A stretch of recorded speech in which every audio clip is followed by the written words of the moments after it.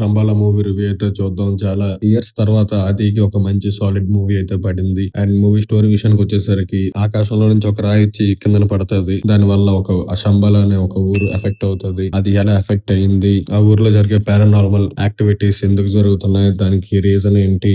అనేదే మిగిలిన story. And hero ఆ ఊరు చేంజ్ చేసాడు. ఎలా ఆ ప్రాబ్లమ్స్ ని సాల్వ్ చేశాడు అనేది మిగిలిన స్టోరీ. మూవీలో పాజిటివ్ విషయానికి వచ్చేసరికి మూవీ రైటింగ్ చాలా బాగుంది. అండ్ అందరూ యాక్టర్స్ కూడా బాగా యాక్ట్ చేశారు. అండ్ ఇంటెన్స్ ని చాలా బాగా చూపించారు.